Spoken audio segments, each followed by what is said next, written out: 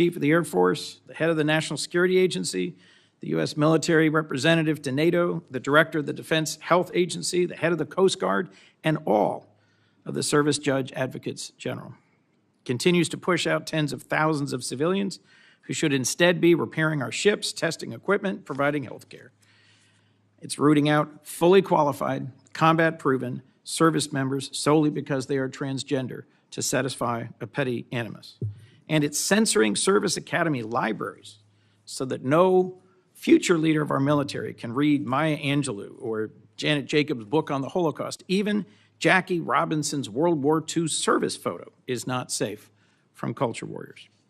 In January of this year, any patriotic American who met the qualifications could serve our nation, and the Marines at 29 Palms were training for the Indo-Pacific, not the streets of Los Angeles. We worried then about our enemies rather than each other, and we should return to that model. We also, frankly, need to get back to partnering with and supporting our allies. This administration has publicly and repeatedly threatened to seize the territory of NATO allies and retake the Panama Canal. The president paused aid to Ukraine, both intelligence partnership and military support, in the middle of their just war against one of our primary global enemies. And at times, rather than help and partner with our allies, we've levied massive tariffs against our partners. The department's fiscal year 26 request compounds these mistakes by explicitly eliminating assistance to Ukraine and slashing security cooperation with allies around the world, sending exactly the wrong signal. Our global network of strong allies is our asymmetric advantage. The administration's budget request may try to abandon our allies, but this Congress should not. I'll also cite a predecessor in your role, Secretary Mattis, who testified to Congress that we need to complement strong investments in defense with comparable investments in diplomacy and development. In fact, I think he once said famously, if we don't spend adequately on diplomacy and development, I will need more bullets because we will be in more wars. Yet DOGE has shredded our development work, shredding trust as well with partners and allies. Last, I'm troubled by the chaos and poor judgment that have been on full display from the Pentagon front office. Mr. Secretary, you should not have shared operational details of U.S. military strikes on signal with other executive branch officials or personal acquaintances. Mishandling important and sensitive military information in the middle of an operation by a secretary is unthinkable. You've also fired several top aides, and you've been unable to hire a new chief of staff for months. Mr. Secretary, this cannot continue. Your responsibilities to our troops and our nation are far too important. We cannot win the fight for the future without allies, nor deter China and Russia without a functional Department of Defense. And we on this committee simply cannot do our job without an adequate budget submission. I welcome partnership on these important priorities, and I look forward to discussing why we haven't been able to achieve that so far and where to go from here. Thank you, Mr. Chairman. Mr. Secretary General, go right ahead. We're anxious to hear from you. Well, Chairman McConnell, Ranking Member Coons, distinguished members of the committee, thank you for the opportunity to testify in full support of President Trump's proposed fiscal year 2026 budget for the Department of Defense. I'm honored to testify today alongside General Dan Kaine, Chairman of the Joint Chiefs of Staff, and Bryn McDonald, who is performing the duties of DOD's Comptroller and Chief Financial Officer. We're also very proud to represent and serve our warriors and their families. Today, as they do every day, they're keeping America safe. They're defending the homeland. They're standing up to communist China. They're working hand in glove with our allies and partners, and they are achieving peace through strength. This morning, I'd like to start by thanking this committee and Congress for your bipartisan leadership to give our troops a big pay raise in 2025. This included an additional 10.5% raise for our junior enlisted service members, E1 to E4. Thank you also for improving other initiatives that will improve quality of life for our warriors and their families. With a focus on our troops and their loved ones, I've directed additional actions that will further improve their quality of life. These include making historic investments to improve living conditions in barracks and base housing, reforming the PCS process to reduce the cost and stress of these moves, and improving the quality of care provided to our defense healthcare system. The best part of our job, of my job, is meeting and interacting with the troops and their families. I hear their concerns. I know how it feels to face these challenges. I've been there recently. Each of these initiatives responds to feedback I or we have received directly from the force. We will keep listening and keep looking for ways to improve their quality of life. Under President Trump's leadership, this budget puts America first and gives our warriors what they need. The $961.6 billion budget request, which is over $1 trillion for national security total, will end 4 years of chronic underinvestment in our military by the Biden administration. Now, as is custom with first-year administration budget releases, additional time was necessary to implement presidential initiatives. So in the last 4 months, we have moved very quickly to reverse course after 4 years of weakness and mismanagement. We found nearly $30 billion in savings across the department. We killed wasteful programs, targeted bureaucratic excess, and redirected funding from Biden-era priorities to President Trump's priorities. Working with the Department of Homeland Security, we increased border security, to say the least. We reduced China's malign influence in our hemisphere. We defended freedom of navigation in the Red Sea. However, because of so much deferred maintenance, we still have a lot of work in front of us to achieve peace through strength. So to carry out the President's mission, we've set 3 priorities for the department: restore the warrior ethos, rebuild our military, and reestablish deterrence. First, we're restoring the warrior ethos. President Trump charged me to focus relentlessly on warfighting, lethality, meritocracy, standards, and readiness, and that's exactly what we're doing. We're refocusing on what's important, our warriors. We're sweeping away distractions and bloated bureaucracy. We set standards that are high, equal, and unwavering. DEI is dead. We replaced it with a colorblind, gender-neutral, merit-based approach. And our force is responding incredibly positively to these changes. Because of President Trump, recruiting and retention is higher than it's been in decades. This budget provides a historic level of funding for military readiness, putting our warfighters and their needs first. And young Americans are responding and signing up in droves. Second, we are rebuilding our military. 25 years ago, our military was unchallenged, yet we squandered that advantage as China carried out an unprecedented military buildup. President Trump is correcting those mistakes. We're reviving our defense industrial base, reforming our acquisitions process, and rapidly fielding emerging technologies and new weapons so that our warfighters can meet the challenges of an evolving threat field. This budget invests $25 billion in Golden Dome for America, a down payment on President Trump's priority to defend our homeland. It also commits more than $62 billion in total to modernize and sustain our nuclear forces as we face rising nuclear dangers. The budget allocates $3.5 billion for the F-47, the world's first 6th-generation air superiority fighter. The budget will also revitalize our shipbuilding industrial base with $6 billion in funding in FY26 and $47 billion total in shipbuilding. The budget also significantly increases funds to buy next-generation technology, including autonomous systems, long-range drones, long-range fires, and hypersonics. We will put these capabilities in the hands of our warfighters.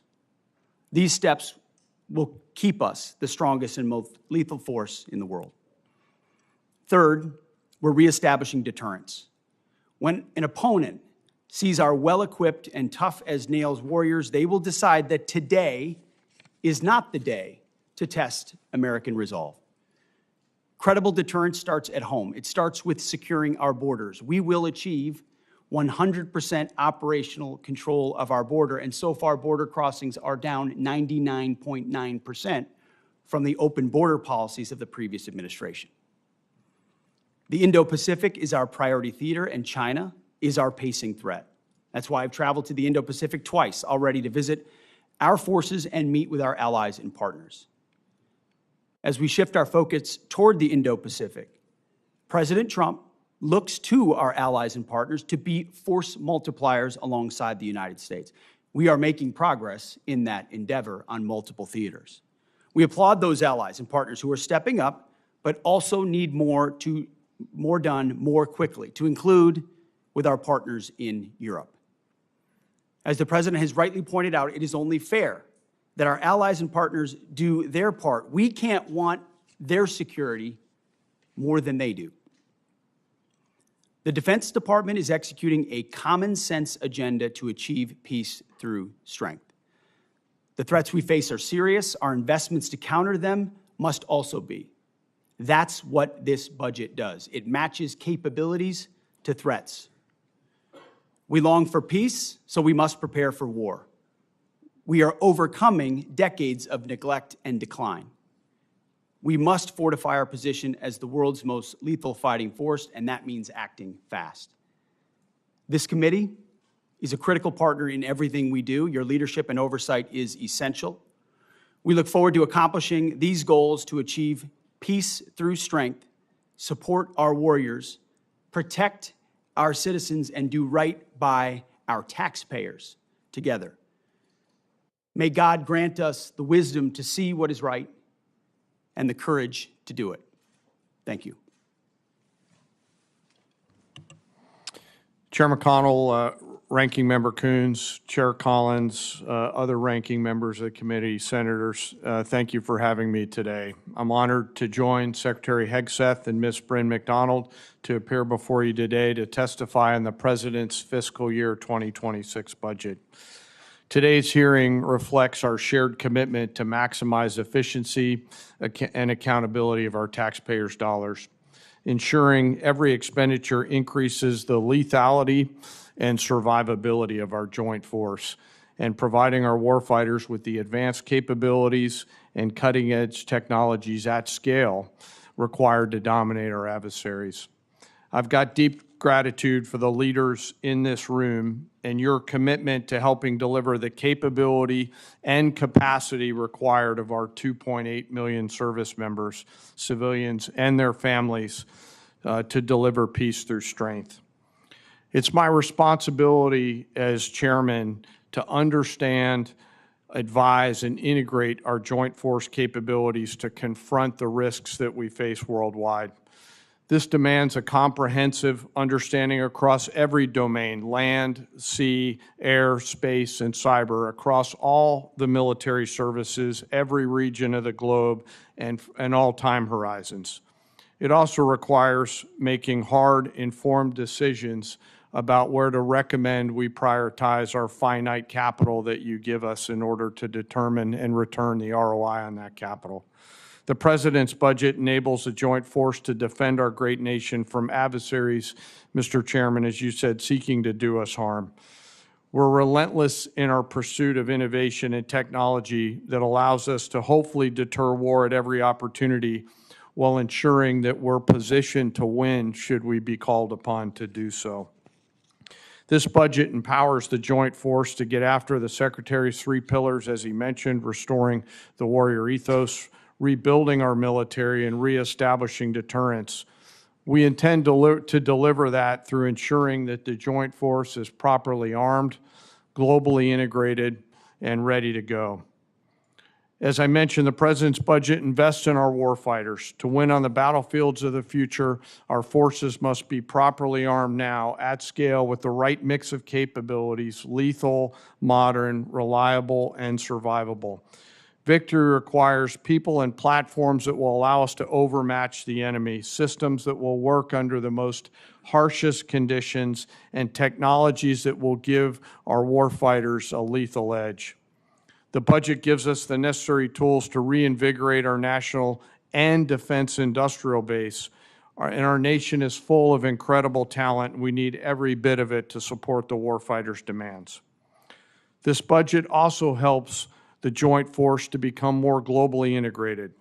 We are relationship entrepreneurs in the joint force, not only working together with our military, but our allies and partners, the interagency, and industry to deliver the capabilities that we've got to have.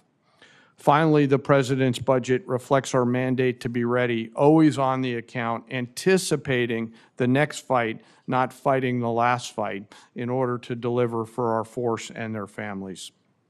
And our force and our families are most important part. This budget makes meaningful investments in our service members and their families, improving quality of life, housing, and medical care, and the moving process.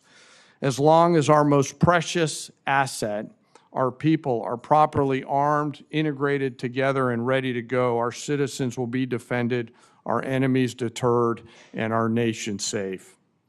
Speaking of keeping our nation safe, I want to highlight the gunnery sergeant behind me, the senior enlisted advisor to the chairman, who after 37 years of selfless service to the nation and as the nation's highest ranking enlisted service member, will retire from the service later this month. And he and his wife, who's also a Marine, have gone all in over and over again. It's an honor to serve every day alongside some of the most extraordinary warriors, civilian teammates, civil servants, and our families in this nation have ever known. I assure this committee that the Joint Force remains committed and ready to go. With your continued support, we'll maintain the competitive edge that we need to have. I'm also reminded to always remember our deployed service members right now and their families who are right now, as we sit here today in this hearing room, out there doing our nation's business. And I would ask us all to remember our fallen and their families who continue to show us what right looks like. I thank you for the Congress and this committee for the support, and I look forward to your questions. Thank you, General. Mr. Secretary, probably won't surprise you, but I'm going to start with Ukraine. And I'm going to ask you a series of questions, but I don't want you to linger on any one of them, but answer the series of questions in one answer. Number one, who's the aggressor and who's the victim in the conflict? Russia is the aggressor. Which side do you want to win? As we've said time and time again, this president is committed to peace in that conflict. Ultimately, peace serves our national interests, and we think the interest of both parties, even if that outcome will not be preferable to many in this room and many in our country. Which side is President Xi pulling for? Well, as was stated by both of you, we obviously understand, unfortunately, under this administration and the policy, under the previous administration and the policies they pursued, it has driven Russia and China closer together. So there's no doubt that China would prefer that Vladimir Putin have a good outcome. But it would also prefer a prolonged conflict that would keep us and other countries tied down and incapable of paying attention to the malign influence of China elsewhere. One thing I'm sure we agree on is we don't want a headline at the end of this conflict that says Russia wins and America loses. And given the fact that all of our adversaries are communicating with each other, that's extremely important if we're going to continue to play the role in the world that the vast majority of members of Congress think we should still play, particularly now that our adversaries are more significant than they have been since the Berlin Wall came down. With regard to the money we're spending, what's the return on the investment of our security assistance to Ukraine? Senator, I would just say, given the approach of President Trump, that's not the headline, regardless. The previous administration, under the Obama administration, Crimea was invaded, and we gave them blankets. Under President Trump, during his first term, he gave the Ukrainians javelins, and the Russians did not invade. Under Biden, the Russians did invade, and aid was slow-walked, incompletely, and as a result, it became a gridlock. Thankfully, the javelins that President Trump provided actually stalled the Russian advance. Now here we are at a place where Vladimir Putin knows that President Trump is strong. He knows his word means something, and as a result, a negotiated peace in Ukraine makes America look strong, makes us look like we understand the state of the world and where we want to be focused, even if we understand that Russia's the aggressor and we applaud the efforts of the Ukrainians. There is a moment where you have to recognize what exists on the battlefield and that a better outcome is a negotiated peace to stop the killing and stop the slaughter. If I And our may, budget Miss- reflects that If I perspective. may, Mr. Secretary, I'm not here to defend the previous administration.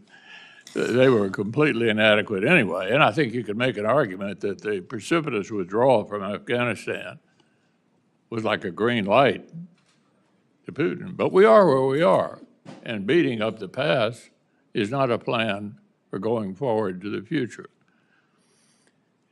What has benefited the United States, I think you would agree, 38 different states have produced weapons or parts of weapons out of the money that the Ukraine supplemental package passed last year. 2 new members of NATO now increased spending by virtue of all of our NATO allies, which President Trump deserves part of the credit for encouraging that. Vladimir Putin probably guaranteed it would happen. Everybody seems to be moving in the right direction. And then they look at us and wonder whether we're in the midst of brokering what appears to be allowing the Russians to define victory. I think victory is defined by the people that have to live there, the Ukrainians. And I don't think they're going to ever conclude that victory means basically adopting the Russian views on all this. So what do you make of what the Russians are up to? They don't seem to me to be too interested in talking. We want to talk. They seem to be increasing the war. What's your take on that? Well, no one's adopting views, sir. I would say that the budget reflects the reality that Europe needs to step up more for the defense of its own continent.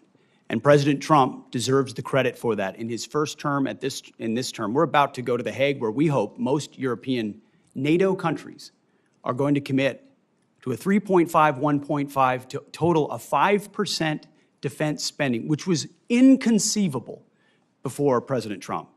And he has set the standard that America can't be everywhere all the time for everybody. And if you're a European country, you cannot freeload off of the United States in perpetuity. You are our allies and our friends, and we will stand with you, but you need to stand up in times of peace and in times of war. And this budget reflects that it's long overdue Europe does more, and that we be strategic about the outcome there, even if it's not preferable for all parties, so that our focus can turn, as was mentioned by everybody thus far, to the Indo-Pacific and our pacing threat, while Europe ensures peace on that continent. And so the budget is meant to reflect that reality. It includes hard choices. But that's been one of the things we're trying to do in this Defense Department, is make some of those hard choices alongside President Trump. Yeah, the only thing I would say to conclude this before turning over to Senator Coons, relitigating the past, it seems to me, is not helpful. I didn't defend any of the submissions, budget submissions that the previous administration made. I had a lot of the same complaints about how they were handling this. I want to avoid that for the future. And it seems to me pretty obvious that America's reputation is on the line. Will we defend democratic allies against authoritarian aggressors?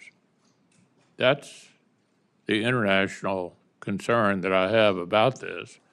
And I think a number of my members share that view. Senator Coons. Thank you, Mr. Chairman. Mr. Secretary, just a quick question to clarify something. Is a full year continuing resolution bad for the Department of Defense? Just yes or no? Sir, a full year continuing resolution is never preferable for any department, especially the Department of Defense. Not preferable. And I know, General Kaine, I don't need to ask you because your written testimony specifically says routinely operating under continuing resolutions lowers buying power, results in less deployable capital, makes it harder for industry to make long-term investments. And is it your commitment, Mr. Secretary, that you'll work with us to achieve a full-year appropriation? You'll submit the budget documents necessary, work with us closely that we'll be able to do our work so you can do yours. Senator, we are committed to working with you to make sure the Defense Department gets as robust a budget as possible where we can meet the threats of today and tomorrow. Thank you. I'll just say at the outset for all my colleagues, I am increasingly concerned that there is a threat that some believe they can best govern by continuing resolution, reconciliation, and rescission, and not ever actually have us appropriate. So I look forward to working with you to avoid that outcome, which I think would both disregard the role of Congress and put all of us at greater risk. It seems to me clear with regards to Ukraine that Vladimir Putin has no serious intent of negotiating. He continues to attack civilian targets night after night with hundreds and hundreds of drones. The Ukrainians have just carried out a spectacular attack against military targets.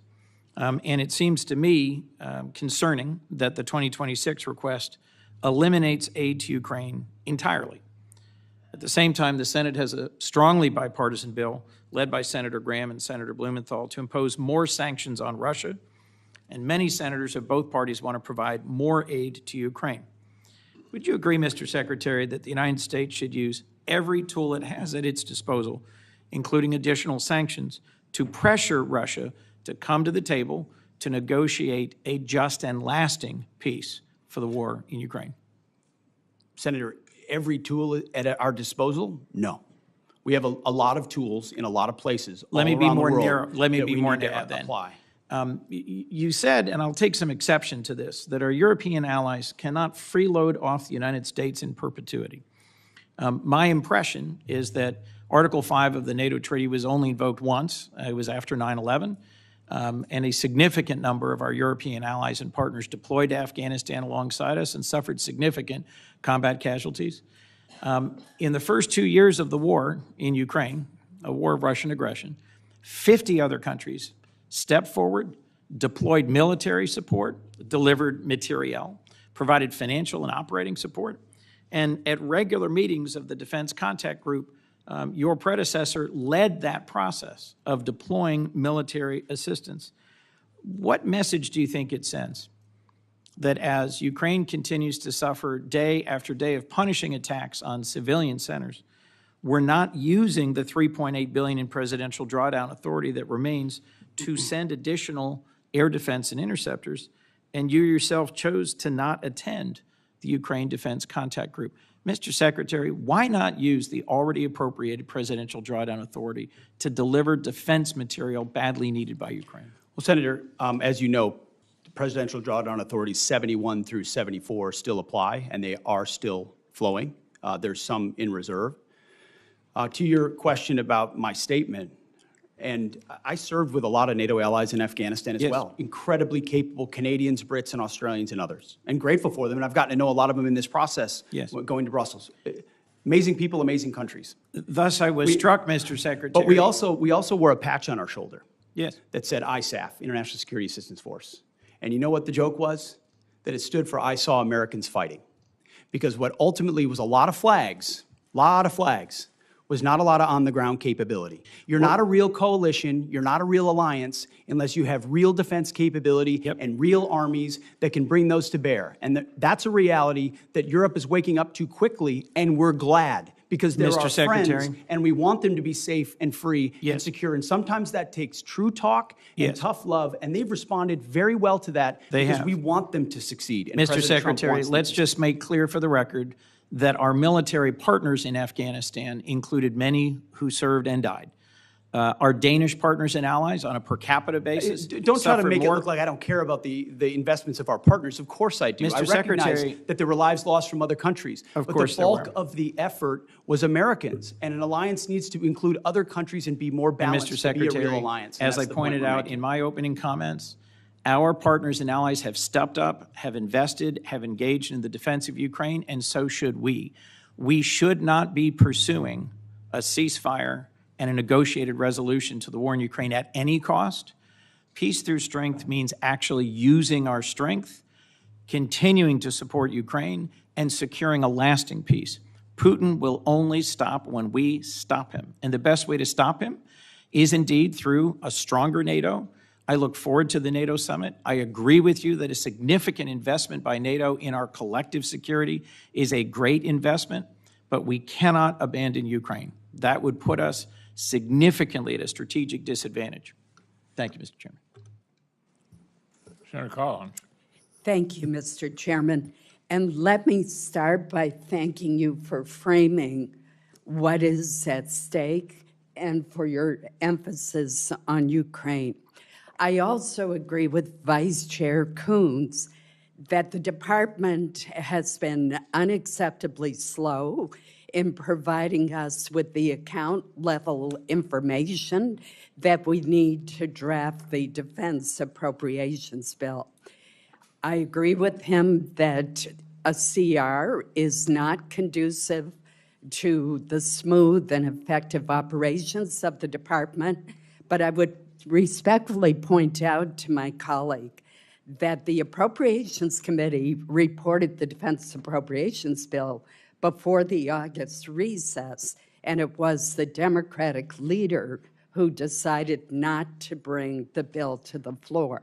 And that is why we ended up with a continuing resolution. Mr. Secretary, let me turn to you now. You recently stated that DOD is focused on the strategic threat posed by China and that this threat is, and these are your words, real and could be imminent. And I agree with you. China now fields a navy of approximately 400 ships and is expanding its fleet at a pace that far exceeds ours. The U.S. Navy currently has only 293 ships, clearly inadequate. Yet the Department of Defense budget for FY26 proposes funding for only 3 additional ships, a Columbia-class submarine, a Virginia-class submarine, and an ocean surveillance ship. No funding in the base budget is requested for DDG-51s, the Navy's workhorse surface combatant. Instead, the administration unwisely is relying on reconciliation to fund a second Virginia-class submarine and 2 Arleigh-Burke-class destroyers. Reconciliation, Mr. Secretary, was meant to provide one-time supplemental funds to augment the defense budget, not to supplant the investments that should be in the base budget. Could you explain the department's rationale for excluding these critical war-fighting platforms from the annual appropriations request and creating instability for future defense budgets? Well, Senator, I appreciate the question. There are a lot of complexities that go into how budgets are formed. From the view of our department, working on Capitol Hill and with the White House, is that we have 2 bills and 1 budget. So when I look at the threats that we face in the Indo-Pacific, that is precisely as we've worked with the chairman and the joint staff and across OSD and all the COCOMs, that has precisely been the compass by which we have judged the capabilities that we need. So when you look at the totality of the $961 billion or $1 trillion total over national security, that's 19 new ships. It's a historic investment in shipbuilding. It's over $6 billion in the shipbuilding defense industrial base. It's long-range fires, it's hypersonics, it's pre-positioning stocks, it's critical munitions. It's all focused in ways the previous administration talked a lot about, but we are actually making the tough choices to invest in. So I understand the dynamics of base bill versus reconciliation, and I concede that, ma'am. But ultimately, we're looking at it as one investment for FY26, and we think with a 13% increase over last year, that it's a historic investment. Well, I would point out that the budget overall actually provides less buying power than the FY25 enacted budget because it does not adjust for inflation. And I hope that's something that we can work together on to correct. Let me turn to another issue. The Portsmouth Naval Shipyard in Kittery, Maine, overhauls the Navy's submarines, nuclear submarines. Senator Shaheen and I helped to secure an exemption from the hiring freeze for the shipyard, and that is absolutely essential. But if I could speak for Senator Shaheen as well as myself, both of us are hearing from shipyard leaders as well as the Navy, as well as the rank and file workers, the union leadership, that the delays in hiring and onboarding across the workforce, from frontline mechanics to security personnel, continue. Could you speak to what is causing this delay since the exemption from the hiring freeze was granted months ago?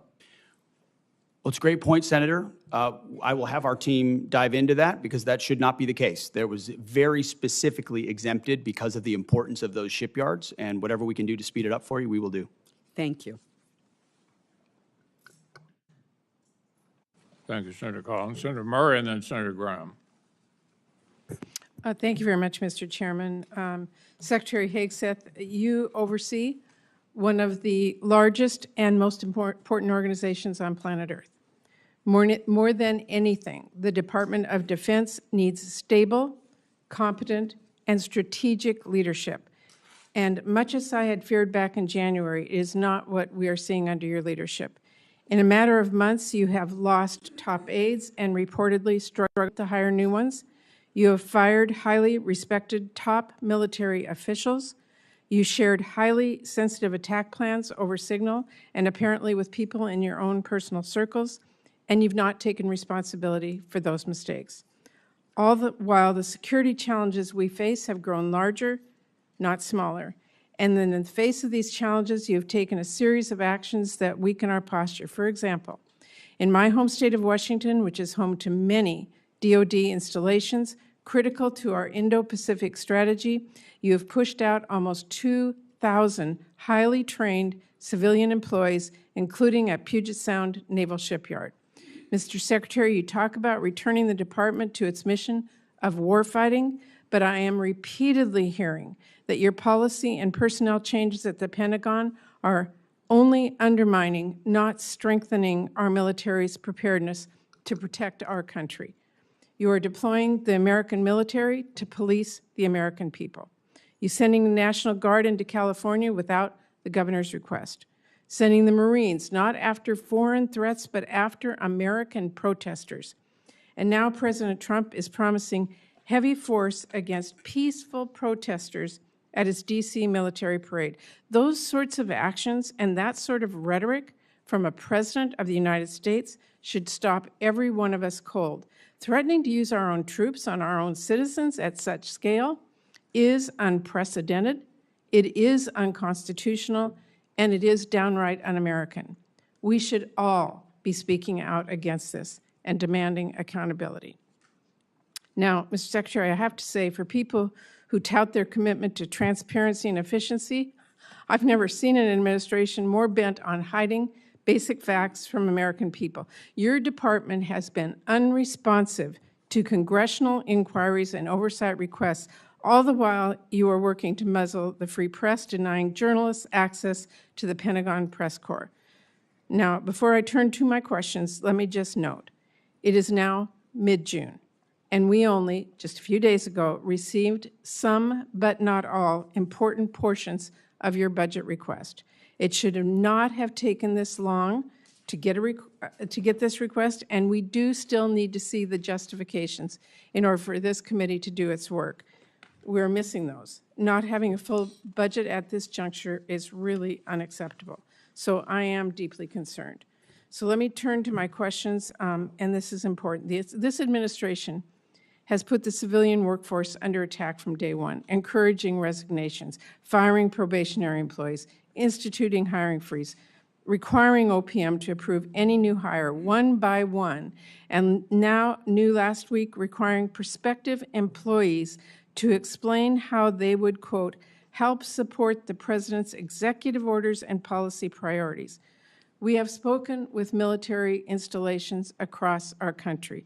Almost all of them have been forced to fire skilled civilian employees who are badly needed. And all of them also have hundreds, and in some cases thousands, of new hires ready to bring on board, but now have to individually be reviewed by OPM, apparently to ensure that they support the President's priorities.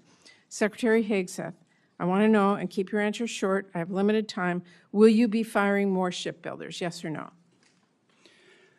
Senator, we haven't fired shipbuilders. We've offered through a right-sizing of our civilian positions, which So everyone in this committee would acknowledge that the Defense Department has had a bloated Secretary, bureaucracy I for a did- long so time, you have will given a not be- voluntary process by which some people we can all choose know to the take a process. DRP. I'm just asking you So a it's not a question. firing of shipbuilders. so That's a you're- totally disingenuous characterization of what our Let me department is just doing. ask We you, are do- focusing on shipbuilding, Mr. ma'am. Secretary, do we need more or fewer shipbuilders?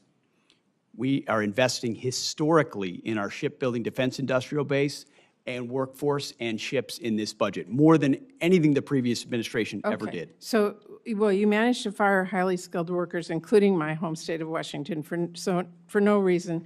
So let me just say, the Navy needs welders, not people who can recite a president's executive orders. If the Navy wants to hire a qualified candidate for the role, but that candidate happened to vote for or donate to Democrats, would they be hired? Senator, there's never been a litmus test for hiring welders. Well, If you that- can that weld, is you what can the work new- at the Defense Department. That is what they're being asked. And Mr. Secretary, I just have to say, we need to drop the politics in our military. We need to hire the best people. We do not need to force them out. That is simply the case at this point. I'm out of time. Thank you, Mr. Chairman. Senator Graham. Thank you. Welcome. One of the things you're trying to do is hire people based on merit, right? Yes, sir. You could care less if they're libertarian, vegetarian, Democrat, Republican, as long as they can do the job? Yes, sir. Okay, all right. More people are joining the military now than any time in recent memory, right? Yes, sir. So the situation described by Senator Murray is not being viewed by other Americans because they're signing up in droves. Senator, there's been a historic surge. You know why? Because they think you're a winner. They think you're going to lead. They think you're going to have their back. That's why they're signing up. Keep doing what you're doing. Now, do you agree that the world kind of miscalculated Hitler in the 20s and 30s? Certainly did not understand the scope of the threat. Yes, Like the Senator. guy wrote a book, I want to kill all the Jews, and nobody believed him. You remember that? General Kaine, is that a fair statement, that the military-industrial complex of the 20s and 30s really didn't miscalculated Hitler? Yes, sir. The danger of that is like 50 million people get killed. So let's don't do that now. As to Iran, they say they want to kill all the Jews. Do you agree with them? I believe they mean what they chant. Yes, Senator. Do you agree with that, General Kaine? Sir, I think they've got some agendas for sure to. Well, is advance that our- agenda to use a nuclear weapon against Israel? Sir, I think they would potentially. They do had that, a yeah. nuclear weapon, would they use it against Israel? In your professional military judgment. Sir, I think they'd use it to pressure Israel. I don't know whether they would use it. Well, is it 50-50, 60-40, 70-10? What is it? Sir, I don't know what the Well, percentage is. you can't be wrong, can you? What does Israel think? Sir, I think they think they would potentially. What do you use nuclear- think, Mr. Secretary? If they I had a think- nuclear weapon, would they use it to wipe out Israel? I think Israel believes, quite understandably. Do you believe that? That it is an existential Do threat you to their believe existence. that? Hold on, and then in the hands of the wrong Iranian, a cleric or a radical, that they would seek to Well, use is this a radical cleric that exists there today? Well, as of If right he's now, not, yes. who the hell would be? So I'm trying to get everybody to think, let's don't do what we did in the 30s. They're going to use a nuclear weapon if they get it. Are they trying to build a nuclear weapon versus a peaceful nuclear power program, Mr. Secretary? Have the Iranians been trying to build a nuke? There are plenty of indications that they have been moving their way towards something that would look a lot like a nuclear weapon. Does China intend to take Taiwan by force if necessary? We don't believe they've made that decision yet, but certainly if you look at their exercises that they're performing in that area, they What look do a you lot think, like General what that would Kaine? look Do you like. think China is intent on taking Taiwan? Sir, I think it's, not to split hairs, but I think it depends on what you define take. I think if. I mean, like, take it over. I think if they could get them their way, for sure. Do I think they're going to use military capability? Maybe, maybe not. Do we need to be prepared for that? Yes. Is Putin going to stop in Ukraine? I don't believe he is, sir. I think he'll What do you go think, until. what do you think, Secretary? Is he going to stop? Remains to be seen, Senator. Well, he says he's not. I mean, you know, this is the 30s all over. It doesn't remain to be seen. He tells everybody around what he wants to do. Are you familiar with his military buildup in terms of armaments? It's well beyond what we need to do to take Ukraine. Listen, I think I like what you're doing. I just think we got to get this stuff right. Iran cannot have a nuclear weapon because they'll use it. They're homicidal maniacs who are religious Nazis. China is an expansionist power who will take Taiwan if we don't deter them. Russia will dismember Ukraine and keep going if we don't stop them. Radical Islam, are they still out there, General Kaine?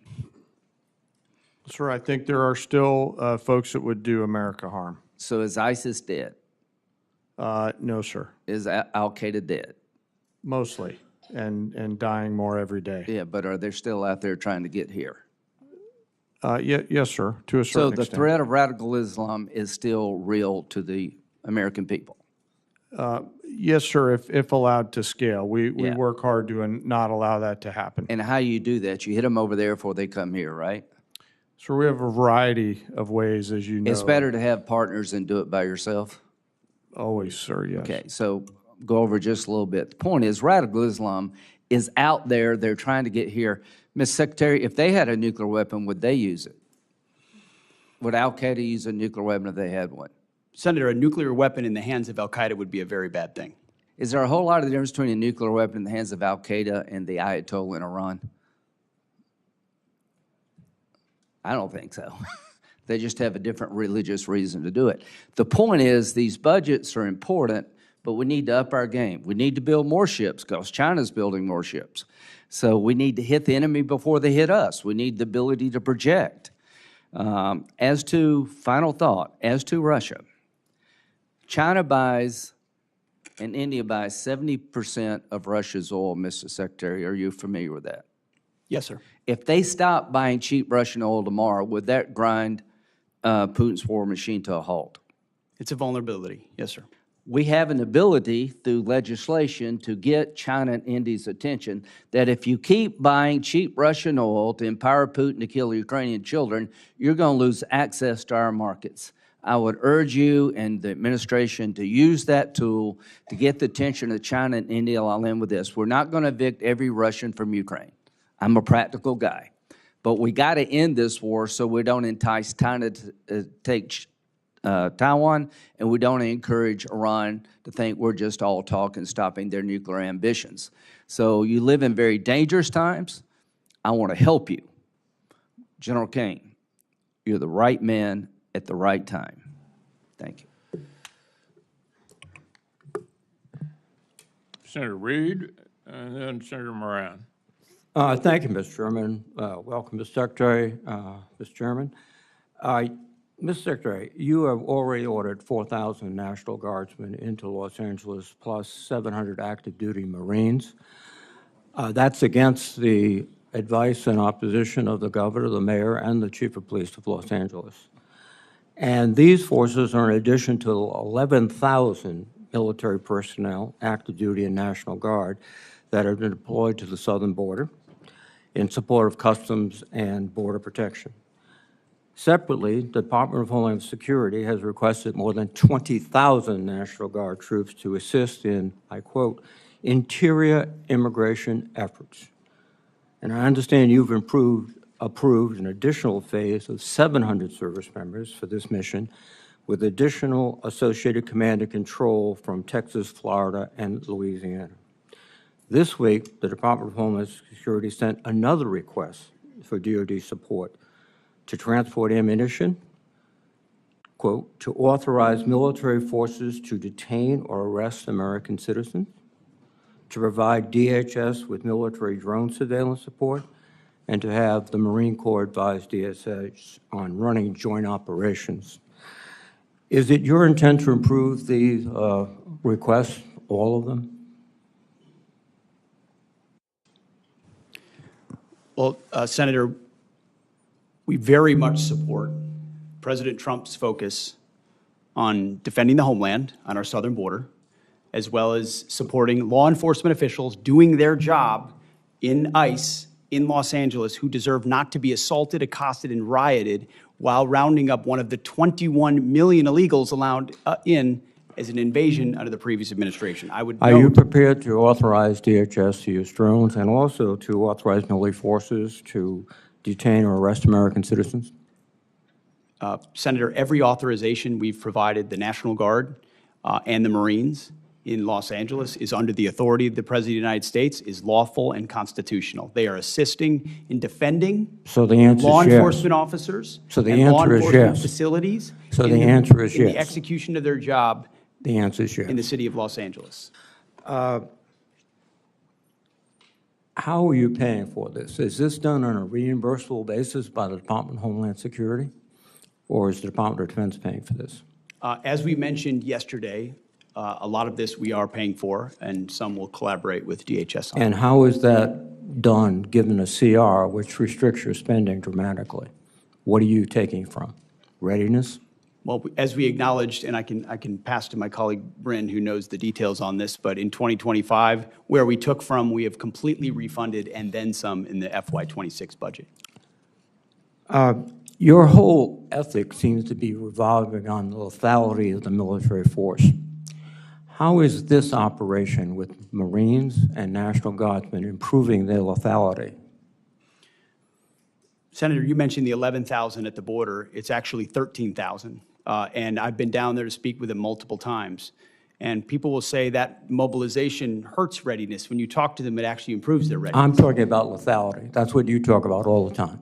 Readiness and training and Training, accountability is all part of lethality. No, that's right, The training. more ready you are, the more capable you are, the more accountable you are, the higher your standards How are. much- It all makes you more lethal. So you're, And the mission in Los Angeles, as you know well, sir, is not about lethality. It's about maintaining law and order on behalf of law enforcement agents who deserve to do their job Excuse me. without being attacked by mobs of people. And so we're Law- very proud that the National Guard and the Marines are on the streets defending the ICE agents, and they will continue to law do that. and They're doing a order great is a job. civil function under the Constitution of the United States. Civil enforcement, law enforcement authorities, not the U.S. military. And There's there- plenty of precedent for the U.S. military supporting law enforcement officers. What your military is doing right now is laying concertina wire, guarding buildings, maintaining vehicles for other services. This is not only, I think, illegal, but also a diminution of the readiness and the focus of the military. But let me change course a bit. There's a general understanding that you have taken possession of this Qatari aircraft, the 747. But there are public reports that the Qataris have not yet signed a memorandum of understanding, which would specify that the agreement was initiated by the Trump administration, and Qatar is not responsible for any future transfers of the plane's ownership. Are you in possession of the Qatari airplane now? Any specifics about future aircraft that could be Air Force One can't be discussed here, but Sure it can be there discussed is a here. Are you in conversation about a possession- memorandum of understanding. A memorandum of understanding remains to be signed, Senator. You have signed a contract with a company to reconfigure the aircraft. What is the price of that contract? That cannot be revealed in this setting, sir. Why can't it be revealed in this session? Well, this is the Appropriations Committee of the United States Senate. We appropriate the money that you will spend after it's authorized by my committee. And you cannot tell us how much the contract is for? You will have that number, Senator. It just No, can't be we talked want about it in a now. public It's realm. been signed, the contract has been signed, correct? The contract has been signed? The memorandum of understanding is not No, no, complete, and I'm therefore talking about it's the not complete. contract with the American contractor. Has it been signed? It's nothing on that front that I'm aware of is being executed. Well, that's contrary to what we've all heard. Second thing, what's the delivery time in the contract? Again, the delivery time of anything of that sensitive nature is not for public consumption. Can you tell me the delivery time for the Boeing aircraft that were being prepared for Air Force One?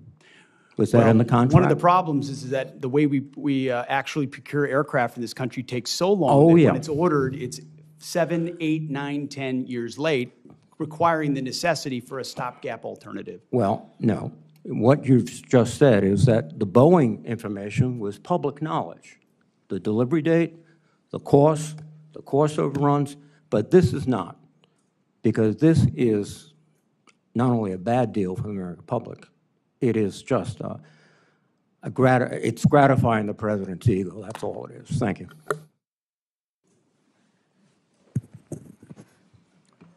Senator Moran, and then Senator Durbin and Senator Hoeven. Chairman McConnell, thank you. Secretary, an issue for me as a Kansan, but an issue for folks who fly out of Ronald Reagan National Airport. January 29th, Army Black Hawk helicopter and a commercial airliner arriving at DCA from Wichita collided midair. I know you're aware of it. You were involved in responding on the night of the accident, January the 29th. It killed 67 individuals, many of them Kansans. I want to hear a confirmation from you. Since that flight, I ask, as did the Department of Transportation, the FAA, that the helicopter flights emanating from the Pentagon be put on pause. It's my understanding from information from the Army is that since January 29th, 7 flights have taken off and landed at the Pentagon. 6 of those flights occurred during periods of high volume at DCA. One of those aircraft caused 2 different commercial flights to abort landing on May the 1st. And since this latest incident, I understand that all flights have been halted. My question is, will you commit to maintaining that restriction on all non-essential rotary flights, including VIP transport from the Pentagon until the Department of Transportation, the FAA, determines the safe way in which that can be done, if there is a safe way? Senator, that was a very tragic incident, which can never happen again. We initiated an investigation immediately, worked directly with the Department of Transportation immediately. They've taken the lead on it. In real time at that moment, we even stood over maps and looked at routes to make sure we were ensuring that routes of Blackhawks were away from the flight path so that it didn't happen again. There are essential reasons why you may need to move along a corridor similar to that, but there is no authorization for VIP or convenience flights along that route. That is not the case and will not remain the case.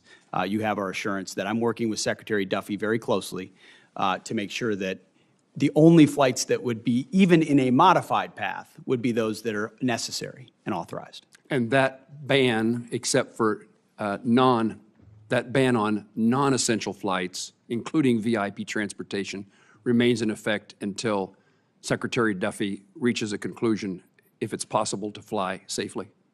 We are in direct coordination with Secretary Duffy, and we take his recommendations very seriously and work together, and only where there's a dynamic and ongoing need for the Defense Department would we push back and try to figure out a middle ground.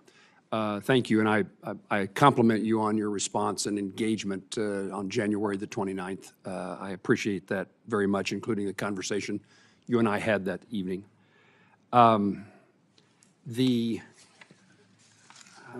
There's so many national and international issues I want to talk to you about, but I also want to make certain that some things that no other member of this committee would ask about a circumstance that I've encountered in Kansas, and we've sought the Department of Defense's help, and we're fighting, in my view, we're fighting the bureaucracy. We have an Army Corps of Engineers lake in Kansas. It's next to a community called Council Grove. It's a county seat town of several thousand people. Their community depends upon the tourist traffic and usage of that lake. They had a manager, a ranger at that lake. The Corps did. That ranger shifted to another lake. The hiring freeze prevented somebody from being hired to replace that person. The Secretary of the Army, I appreciate his cooperation, signed a waiver to allow the hiring.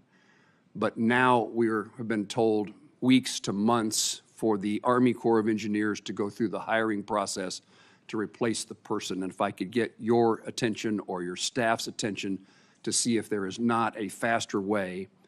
This community says that the people who come to stay and visit the lake, so at the moment the marina is threatened to be closed, there's no one to clean the latrines, no one can check the permits, so the lake is unusable, and summer is the season in which this community thrives based upon visitors to the lake. And I was told by the Army Corps of Engineers they had the person they wanted to hire. That person had applied, but the hiring freeze prohibited him from being hired. And they have people in mind to be the seasonal employees to do the seasonal work at the lake. But now the bureaucracy, my word, not anybody else's, I suppose, the bureaucracy of the Army Corps of Engineers delays this even weeks or months longer. The season, we've already missed Memorial Day. Can you help me? This is an issue we were made aware of almost in real time, and the Secretary of the Army was very responsive. He was. And I'm actually meeting, as it happens today, with the Director of the Army Corps of Engineers to, across the board, identify where this is happening and free it up, so it'll get special attention. I appreciate that very much. The season is fast dissipating for the success of that community's economic well-being. It was reported that the Pentagon is or has diverted anti-drone technology intended for Ukraine to the U.S. Air Force in the Middle East. And the explanation for that was the safety and security of our military men and women in the Middle East depend upon this technology. And I assume no one can argue with the importance of protecting our military. Was there a precipitating factor that caused that circumstance to be, that move to be necessary? And is there any plan to provide Ukraine with the necessary technology to replace that those anti-drone defenses? Senator, as you know, the Middle East is and remains a very dynamic theater. In the interest of putting America and Americans first, we're going to surge counter-UAS systems to our troops and our bases and our places first if we think there's a potential for a threat. And considering the environment there right now, that has been and will continue to be a priority for us. What about the capability of resupplying or reinserting that technology into other places, including Ukraine? Is the capacity just not sufficient to do that? We would have to review the capacity, but it's one of the challenges of all the munitions that we've given to Ukraine over these last 3 years. Is it's created some challenges in other places. I can imagine that many things are frustrating to you as they are to me, and one is our inability to have a supply chain sufficient to meet the global demands of the United States military in our country. And it is a focus that I heard you say in your testimony is one of yours. And our safety is dependent upon a private sector supply chain necessary to meet all needs, in my view, including those of supporting Ukraine. I'm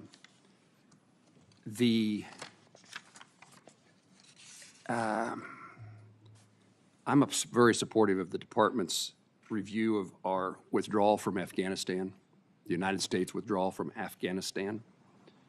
I think it was one of the saddest days in my experience as a member of Congress to see the circumstances and the nature of our departure and the loss of life that occurred in that effort.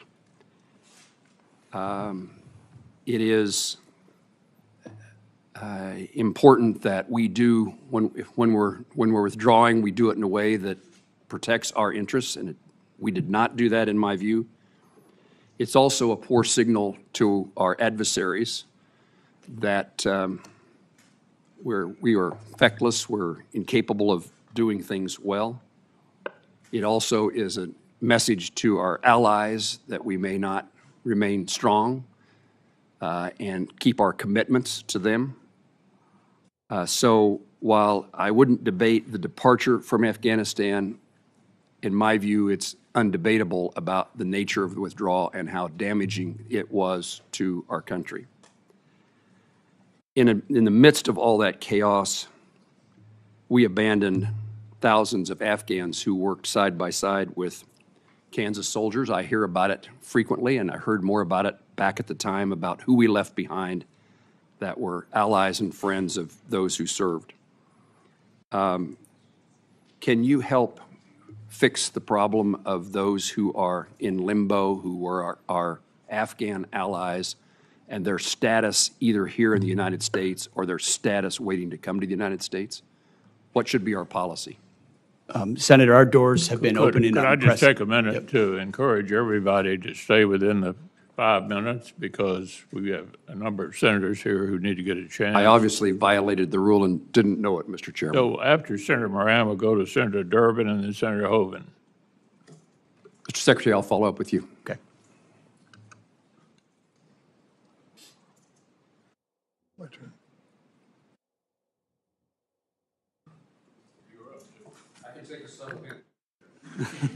We're just going to have to get the gentleman from Kansas a clock. Mr. Secretary, I was surprised to learn that medical research has discovered the probability that men and women who serve our nation develop certain cancers more prevalent among them than the general population. Are you aware of this? That men and women in uniform may develop certain different cancers than civilians? More frequent and the like? I'm not familiar with the particular study that you're referring to, but I'd be interested to see it. Also, I learned at the same time that brain injuries are particularly prevalent among some members of our military. And understanding the violence of that experience, it's not a surprise. But it does have long-term impact. Were you aware of that? Yes, sir. Do you know why? Well, decades of deployments to places where explosions, large and small, happen on the regular basis, and certain people are right next to small explosions on a regular basis or big explosions in one incident, or they have a duty MOS, like you're an artilleryman, where the constant thud of that alters the physical aspect of your brain in ways that we don't fully understand, but we know are caused by that service. So we're very aware of that. Do you feel a special responsibility as Secretary of Defense representing these services and the men and women who are part of them to make sure that we get as quickly as we can to the bottom of this and figure out what we can do, if anything, to reduce the likelihood of additional cancers or brain injuries? Senator, I served with a lot of men who were affected in a lot of ways by those types of symptoms, including symptoms that led to the taking of their own life. Yes. This is a deadly serious issue. We are committed to getting to the bottom of who it affects and why, and making sure we do right by it. So let me tell you what I've done about it. As chairman of this subcommittee at one point in time, we have dramatically increased the medical research to protect the men and women in uniform. As we learn these things, we want to get to the bottom of it as quickly as possible. It is enough for me that they risk their lives for our country. We shouldn't make it a more dangerous situation, and we ought to understand what's going on in their minds and their bodies when they serve. And as a result of that, we have dramatically increased defense medical research. I think we owe it to the men and women in uniform.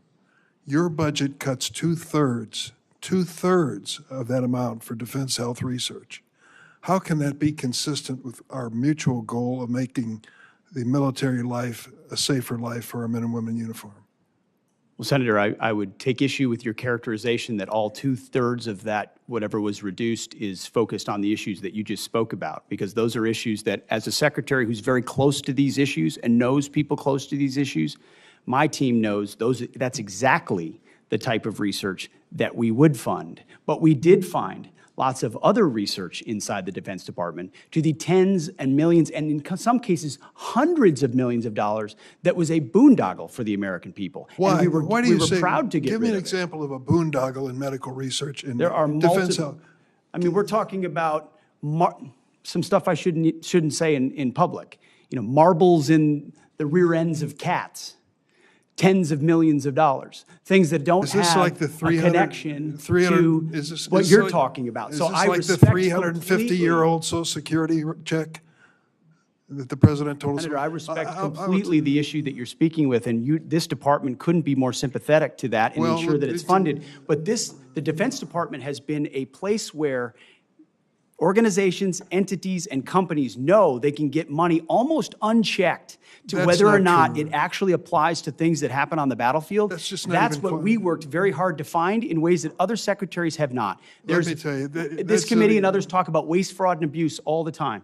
We have actually gone after waste, fraud, and abuse because Let me every let dollar me that's just tell you that spent is a eliminating- dollar we can pour into the warfighter. Eliminating 2/3 of the money for defense health research, put that next to the decision to cut NIH medical research by 40%.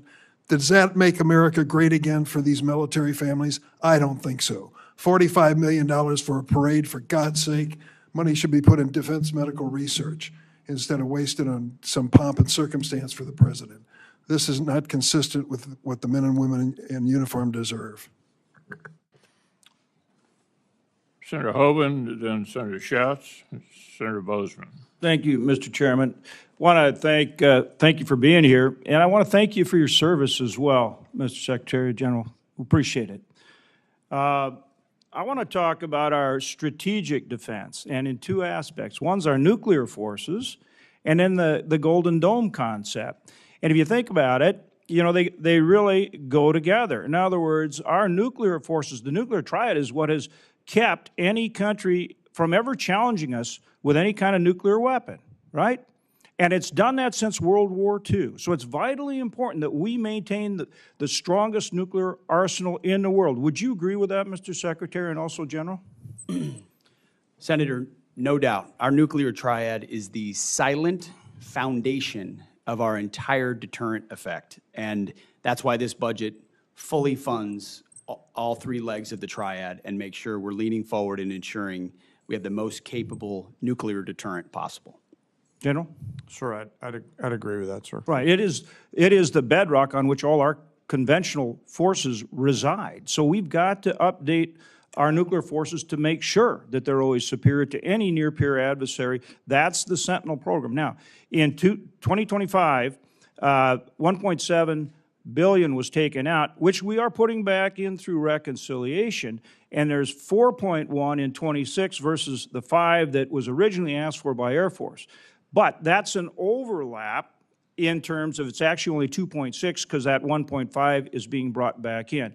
I want to know, and I want assurances, I'd like assurances from both of you that effort with Sentinel will be funded so that we stay on schedule with that vital upgrade.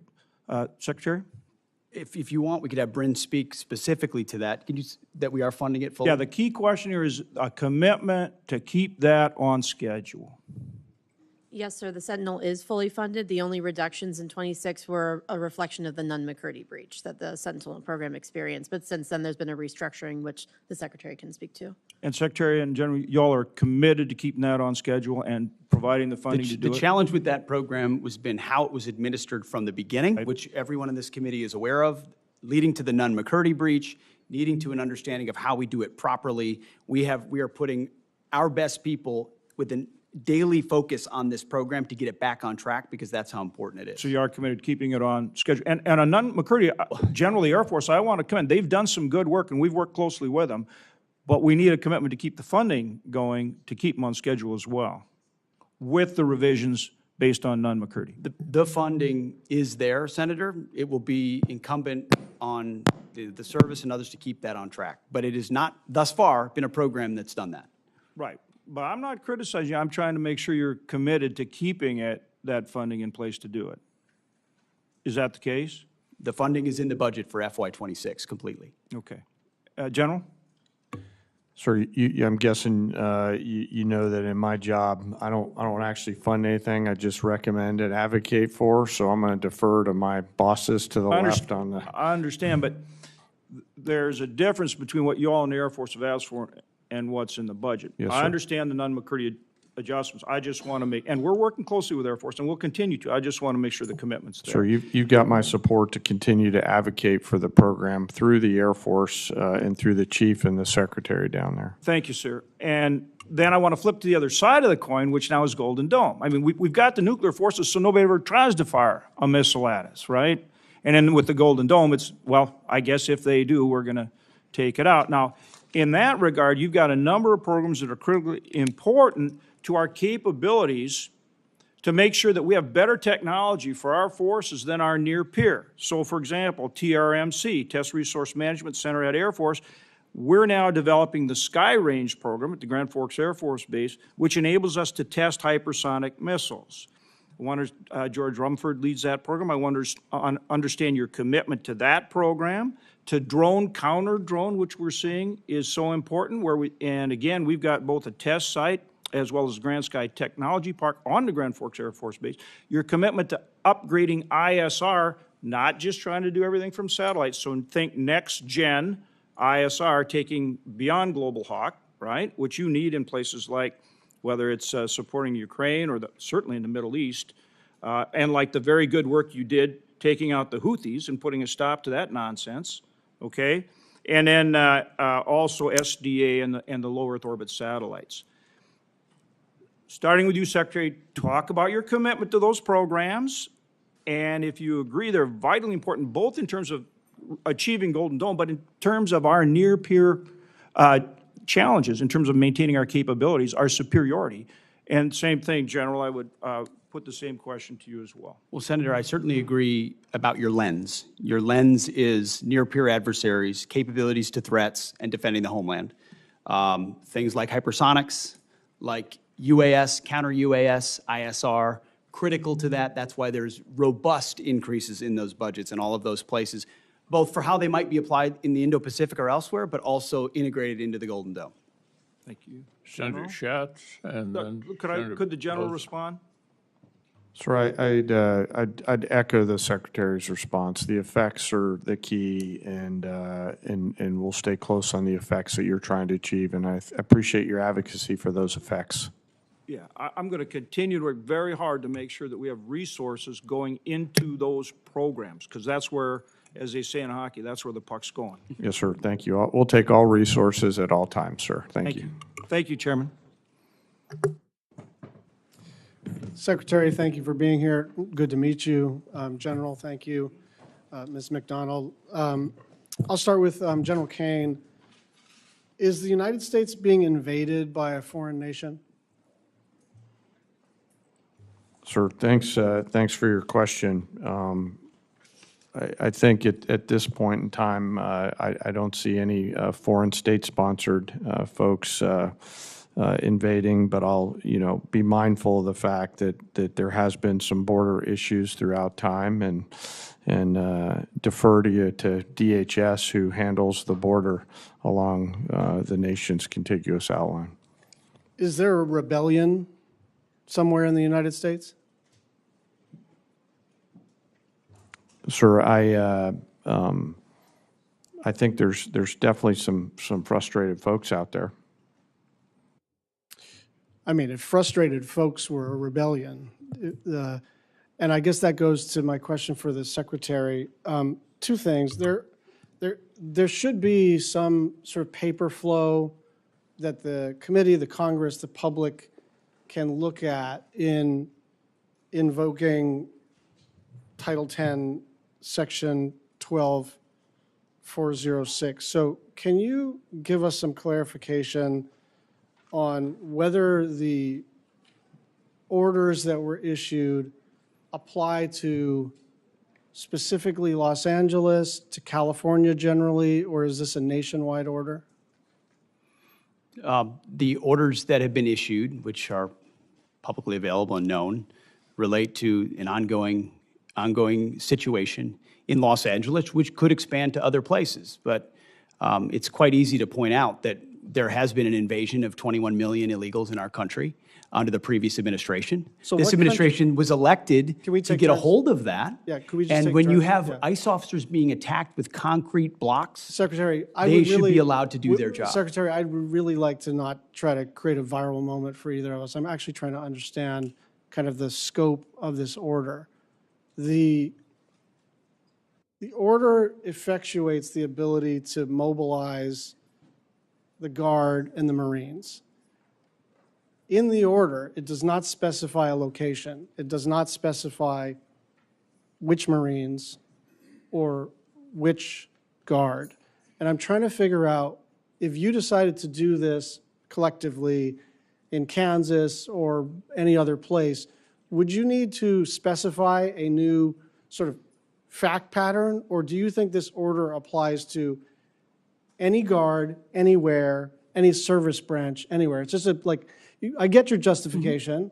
We disagree about the circumstances. I'm just trying to figure out, did you just potentially mobilize every Guard everywhere and every service member everywhere? I mean, create the framework for that. I understand you didn't. I'm saying, what does the document do, in your opinion? Senator, if you notice, the initial order of 2,000 in California was followed by a follow-on order for the additional 2,000, with a recognition that the situation there required more resources in order to support law enforcement. So part of it is getting ahead of a problem, so that if in other places, if there are other riots in places where law enforcement officers are threatened, we would have the capability to surge National Guard there if necessary. And thankfully, in most of those states, you'd have a governor that recognizes the need for it, supports it, and mobilizes it him or herself. In California, unfortunately, the governor wants to play politics with it. I did step on the last part of your sentence, so I'm going to try to take turns here. Just on the 747 question, did the Department of Defense initiate the conversation with the Qataris? Did they initiate the conversation? How did that go? Senator, I have to go back and review it, but we've been a part of the ongoing conversation. Yeah, but I think it kind of matters who's asking, doesn't it?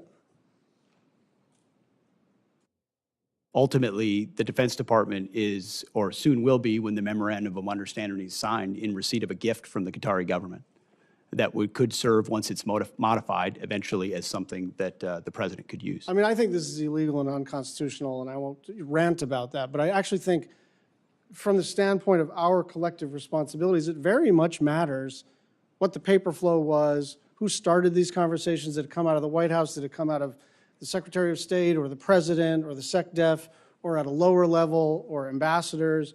Like, we're entitled to know, because we can agree or disagree about the propriety of this. But my basic request of you is that if we're going to disagree, let's disagree with the same set of facts. Let's have the documentation on the Qatari aircraft. Let's have the same set of documentation about what these orders do and don't do with respect to Los Angeles. Because if we're just going to scream past each other and then see who succeeds more on the internet, that's actually not the way to do this work. We're supposed to be in struggle against each other, but in a way where we actually have all the information. You have our information. We have yours, and so I'm hoping that we can get some documentation about both matters in a nonpartisan, bipartisan way. Thank you. Senator Bozeman, then Senator Sheen. Thank you, Mr. Chairman, and thank you all for being here. Thank you for your service to our country. Mr. Secretary, Ebbing Air National Guard Base in Fort Smith, Arkansas, is the home to the F-35 Foreign Military Sales Pilot Training Mission. They recently graduated the first two Polish pilots, an accomplishment we're very excited to see repeated. Mr. Secretary, can you explain the importance of training our partners and allies on American systems and how that enables mission readiness and deterrence around the world? Senator, it's a great question and a great point. Our ability to project power by, with, and through allies is one of the most important force multipliers that we have, including not just these sophisticated platforms like the F-35, but the training of their people, and including something we're putting a lot of emphasis on, which is military-to-military training, which creates enduring bonds over generations that we're then able to leverage for future capability. So I'm encouraged to hear about those 2 graduations. I know it's a program we're investing in. I know it keeps our defense industrial base robust. It also projects capabilities to allies and partners. So that's a program we're aware of. We think is very important, and appreciate you raising it. Very good.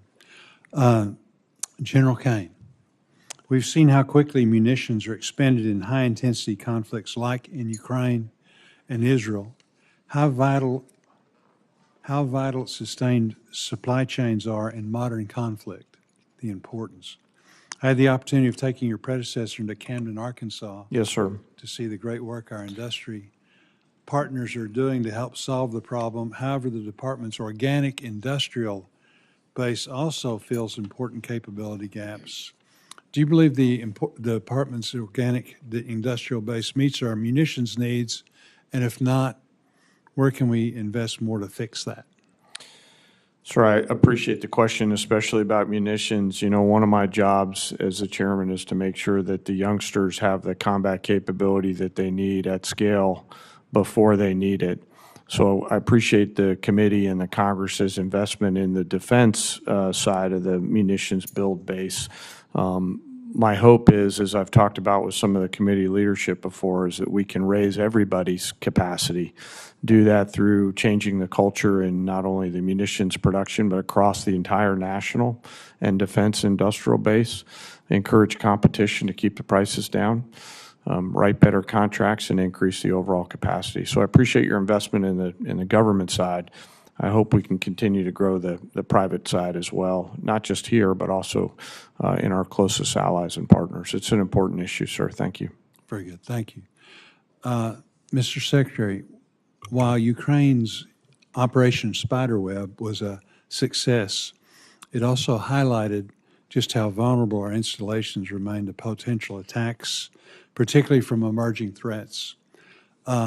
Putting on my MILCON chair hat for a second, how does this operation change the way we think about installation security, survivability? It's an excellent point, sir. I will say that even before that operation, it's something we've put on the forefront of our planning, of the conversations the chairman and I have on a regular basis. It's force protection, forward deployed, but then it's also a recognition here in the States. It's cheaper, attritable, commercially available drones with small explosives represent a new threat, as was exemplified in that operation. That day, we met and our staffs met to reevaluate and ensure we're doing enough and to get a full layout once again of the force protection CONUS and OCONUS to see what systems we have and which ones we need and which ones we can fast forward so that our troops are protected. First and foremost, forward deployed. That's the question about from Ukraine to there as part of that, but also in our homeland. And that will be part of Golden Dome also, the reality of drones of different types. But it's a critical reality of the modern battlefield that we have a responsibility to address. Thank you very much. Thank you, Mr. Chairman. Thank you. Senator Shaheen, followed by Senator Capito. Thank you, Mr. Chairman. Mr. Secretary, General Kaine, welcome. Thank you for being here. Both of you mentioned in your opening remarks the challenges with our defense industrial base. And General Kaine, as you think about that, how do lead times for the defense industrial base affect your ability to resource worldwide operations? And are you concerned about those delays? Well, Senator, thanks for the question. And I recall our conversation prior to my confirmation about my opportunity to run a manufacturing business earlier in my life. And, you know, the importance of decreasing lead time in order to backfill the magazine stores if we were to get into a high-end conflict anywhere in the world will be really important. And as the Secretary and I consider what does the force of the future require for the munitions, I'm always thinking about lead time and what has to be true to solve the problem of shortening that lead time and, frankly, also lowering the cost to the taxpayer while assuring the quality that we need out at the tactical edge. So it's a key portion, ma'am. Mr. Secretary, when you were asked about the impact of President Trump's tariffs under Section 232 on the defense industrial base, you commented that you're in the business of tanks, not trade. But you can't buy tanks without trade. And the administration's steel and aluminum tariffs are having an impact on the lead times for our defense industrial base. I've visited companies in New Hampshire whose lead time has gone from weeks to years because of those steel tariffs. So how does the department address that? I asked this question of Secretary Ludnick at the Commerce hearing because he was talking about the benefit of those tariffs, but in the short term, I asked him if he had notified DOD about the tariffs because clearly it's going to have an impact on our defense industrial base. So did the Secretary raise that with you and with the Department of Defense? And how did you respond, and how are you addressing the impact on DOD and the defense base because of those tariffs? Secretary Lutnick and I have had multiple conversations about this, and I'm grateful that he is leading the charge on rebalancing our trade relationships. And a big part of one of the things, complicating factors we face at the Defense Department is critical systems, whether they're tanks or munitions, you name it, that are reliant on supply chains elsewhere. And rebalancing that trade relationship means you're bringing industry home, you're bringing capabilities home. I understand. Right now, we have a lot of vulnerabilities in the long vulnerabilities term on that. how the benefits accrue. But in the short term, how are you addressing that issue? Because there are short-term impacts. And how are we going to address that if we need munitions or tanks or whatever it is, and we don't have the steel and aluminum because of the tariffs? I would first say, Senator, that somebody had to stand up and say stop on this cycle of sourcing elsewhere and relying on supply chains elsewhere and allowing for unfair trade balances. And that's what President Trump and Secretary Lutnick have done. So somebody had to do that. But at the same time, yes, we are working. How are you dealing with the short term? In the short term, we're working very hard on the commercial side with allies and partners, other places where we can source the materials necessary as fast as possible, commercially available, to address any shortfalls. But we're grateful for the fact that those trade relationships are being right-sized. General Kaine, earlier in the conversation, ISIS came up and the resurgence of ISIS in Syria, given the changes there, are a real concern. How important is it that you think we maintain troops on the ground to address any potential resurgence of ISIS? Ma'am, I don't recall the conversation being linked to any particular part of the world. It wasn't. Yes, It was ma'am. just about ISIS. But I'm asking you because Yes, ma'am. Syria is the most likely place for ISIS to resurge, and we know that there are cells there that are, we've seen it in the last few weeks where they attacked. Yes, ma'am. I'd be happy to sit with you sometime in a different setting to talk about the CT threats and my views on them at the classified level. I think I'm actually somewhat hopeful around the pressure that we have against ISIS in Syria right now, given the change of government there through a unique set of circumstances that nobody could potentially. I agree. My concern is the withdrawal of U.S. troops would provide an opening to ISIS. Yes, ma'am. And of course, I'll defer. That's a policy decision. They'll defer to the Secretary. Let me just correct the record here before I close. I'm out of time. But, Mr. Secretary, you pointed out that javelins were given to Ukraine during the first Trump administration, and I support that.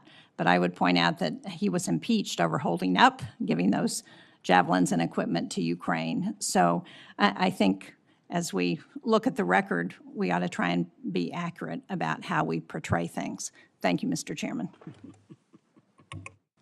Senator Capito, Senator Murphy, and then Senator Kennedy. Thank you, Mr. Chairman. Thank you, Secretary Hegseth, and thank you, General, and thank all the men and women every day that serve us and protect us. We're extremely grateful. Secretary Hegseth, you and your team are working on a national defense strategy. I'd be interested to know when you think you'll be coming forward with that. We know that the last year the Commission on the National Defense Strategy found that, quote, there's a high probability that the next war will be fought across multiple theaters and would involve multiple adversaries. How are you thinking about these interconnected threats, and how will your national defense strategy establish a new force to meet those challenges? And when do you think that report will come forward? Senator, it's the right question. It drives almost all of our decision-making, certainly on a topic related to budget.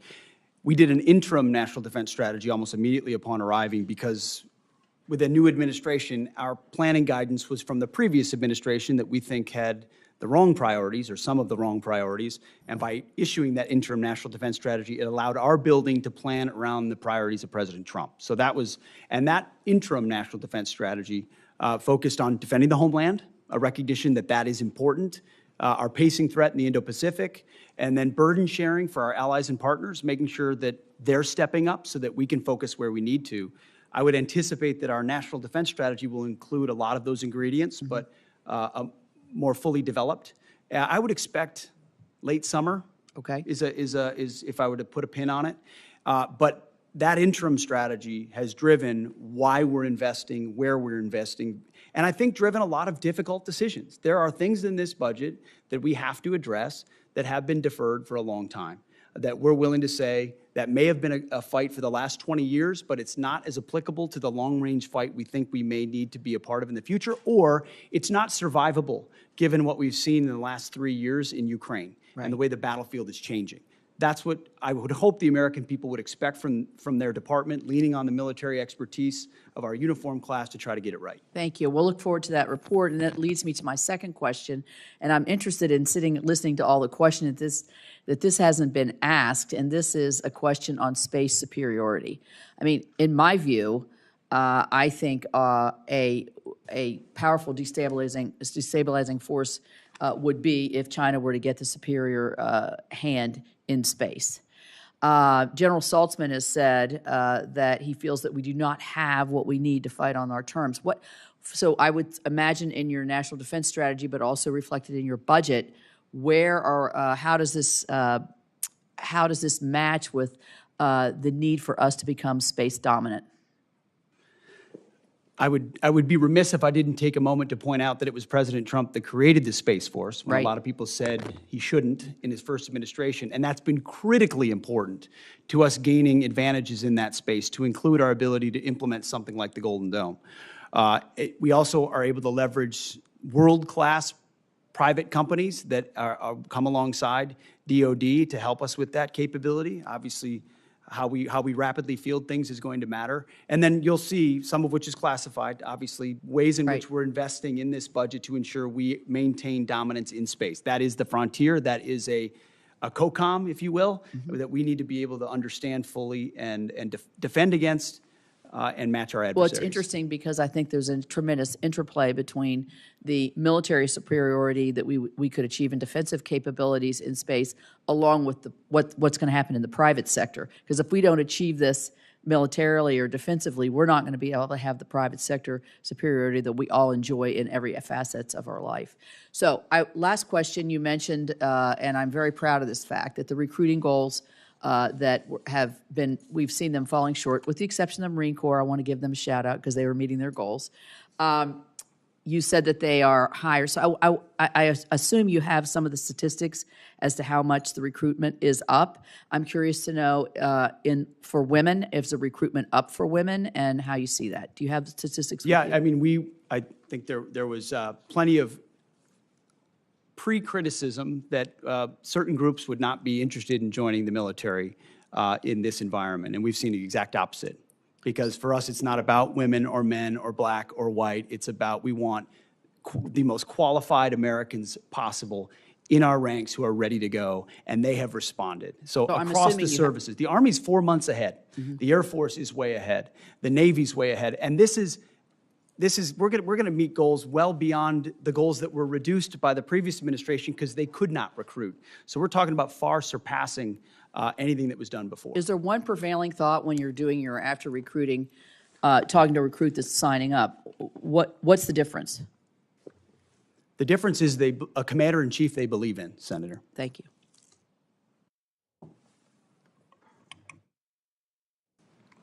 Senator Murphy, you're up. Thank you very much, Mr. Chairman. Thank you, Mr. Secretary, for being here today. I wanted to build on some of the questions that Senator Schatz was asking, just to try to build a fact predicate for some of the tough spending decisions we're going to have to make here.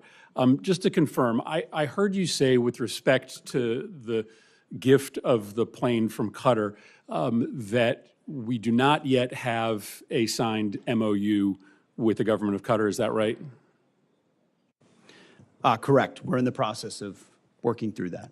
And did you also say we don't have a signed contract with the company that is going to do the work? Or did you say that we have a contract, you're just not willing to disclose the terms? The terms should not be disclosed of anything related to an aircraft of this type. So in 2018, when the contract was signed with Boeing to do the upgrades or the new contracts for Air Force One, the terms of that contract were disclosed. They were made public. In fact, it was the Trump administration that issued a press release giving the total as $3.9 billion. Are you saying this time around, even after you sign the contract, you're not going to make public any of the terms of the contract? I wasn't involved in that previous administration decision, but we're happy to take a look. The Air Force testified before the House that that contract would likely deliver the new Air Force Ones by the 2028 timeframe. It doesn't stand to reason that you will be able to retrofit the plane from Qatar much sooner than 2028. So I'm trying to understand what the gap is that we're trying to fill. If this contract ends up being $500 million and the gap only ends up being 6 months, that doesn't sound like a wise investment for this committee to make. Senator, I would defer to the expertise of the Air Force as far as timing of modifications and when that would happen, but there's also been delay after delay after delay on the Boeing side, so I don't know that's a firm fixed date yet, unfortunately, can be counted on. So obviously the underlying question here is what is going to happen to the plane at the end of Trump's presidency. The president said on May 12th that this plane would be transferred to his presidential library at the end of his term. Is that your understanding of what is going to happen to this plane? The president said that. That's my understanding, although I would look at what comes out in the MOU. But why would we ask the American taxpayer to spend upwards of $1 billion on a plane that would then only be used for a handful of months and then transferred directly to the president? That doesn't sound like a wise use of taxpayer dollars. A lot of the capabilities, as you know, Senator, of that particular platform are and should remain classified. So there are reasons why you might modify, even for a short period of time, an aircraft to ensure the safety and security of the President of the United States. But when do you believe that those upgrades would be made? How long would the president have it before it got transferred to his personal possession? That would be a determination of the Air Force that would take hold of it and make those modifications within whatever time window they believe gets it to the place where it need to be. Yeah, I think this is extraordinary, Mr. Chairman. We're talking about a pretty massive investment of appropriations dollars into a plane that the Secretary is saying is currently planned to be transferred personally to the President. There's a lot of other pending needs that we need to fund. This would seem to be low on the list. Mr. Secretary, one final question.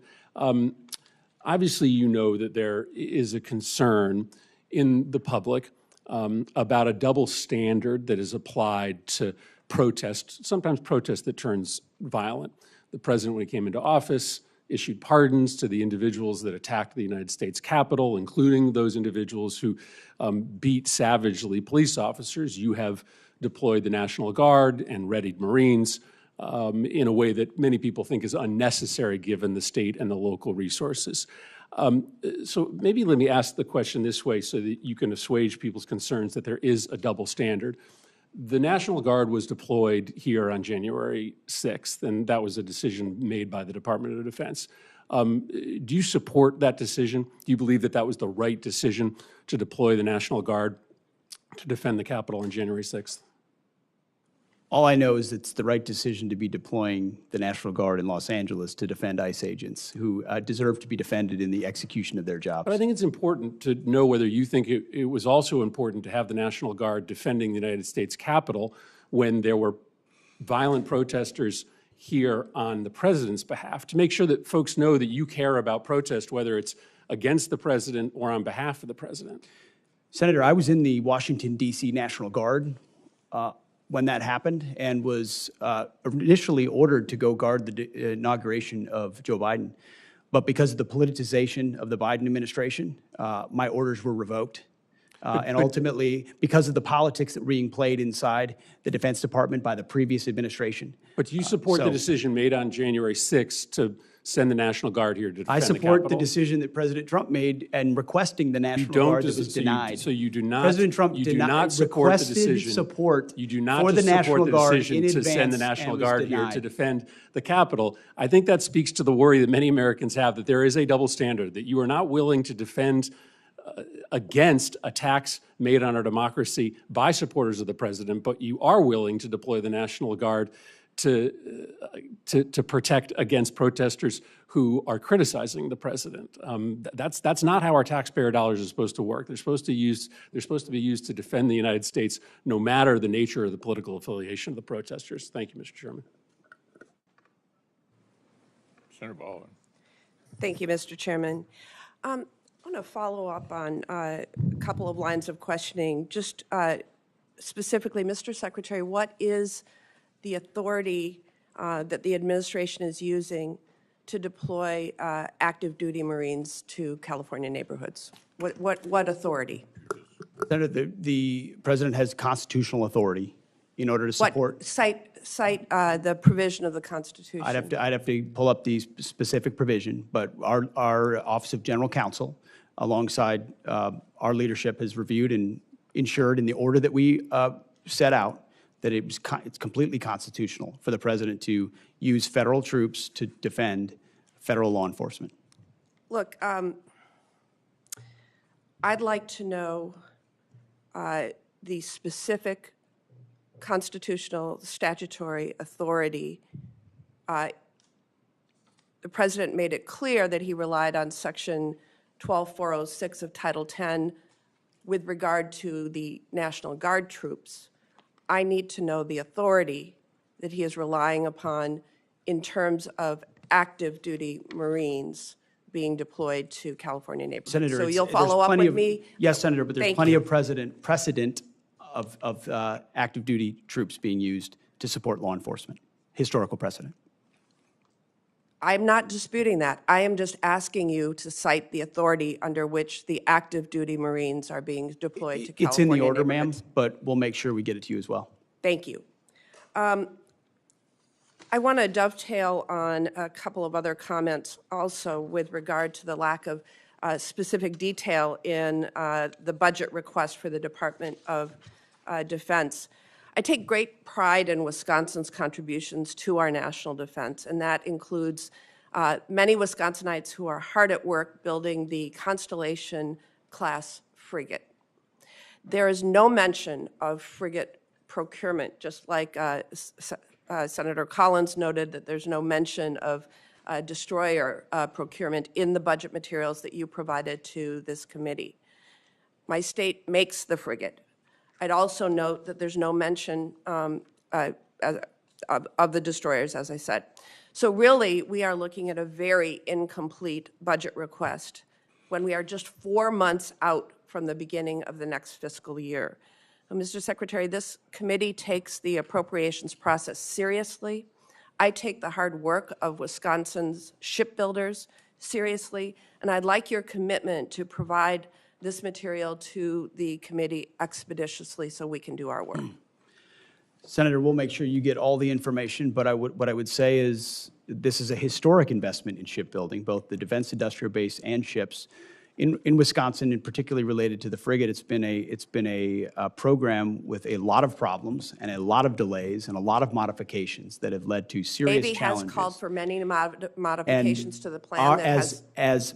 I'm not saying that's all the fault of the shipyard. There are many ways in which modifications were made that changed an existing design so extensively that it led to a ship that was not even capable of the original mission it was supposed to execute. So our job is to make tough choices on some platforms like that may not be funded the way they were in the past, because we have to make some of those tough choices. Well, we don't have any of the detail right now of what your plans are with regard to the frigate or the destroyer, and we need that information to do our jobs. Can you get it to me and We the have that committee information, Senator. expeditiously? We have worked in real time in 4 months to reverse a lot of priorities from the previous administration. We have those details and that information, and we will get Well, it the to you. committee needs those details. So this committee has also worked hard alongside the department to improve recruitment and meet retention goals. The department is planning to separate several thousand service members due to your partisan beliefs about troops who are transgender. Mr. Secretary, I've seen your speeches and social media posts, but what I'm interested in is the sound policy analysis that we would expect from the Secretary of Defense on how this misguided decision will impact military readiness. My colleagues and I have requested this information from you, and we are still waiting to receive it.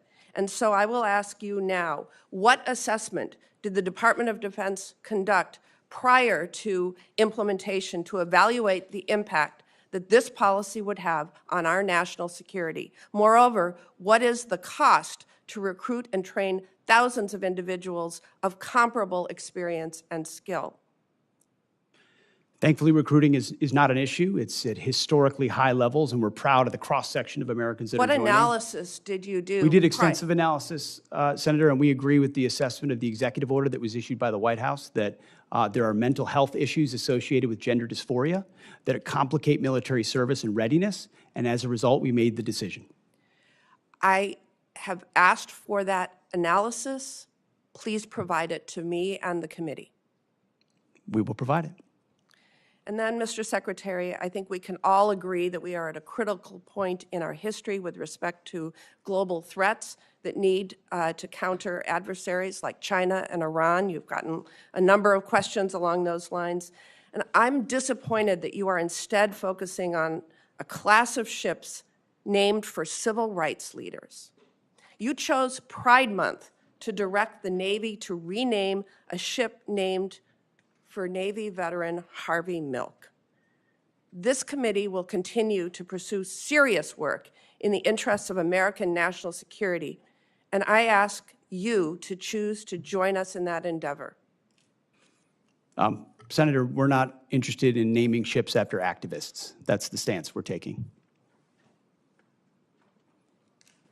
All right, where we are, due to the interests of all of the members of the subcommittee, is right near the end, Mr. Secretary. We're going to call on Senator Murkowski, and at that point, the hearing will conclude, and if anybody has additional questions for the record, they can submit it for response.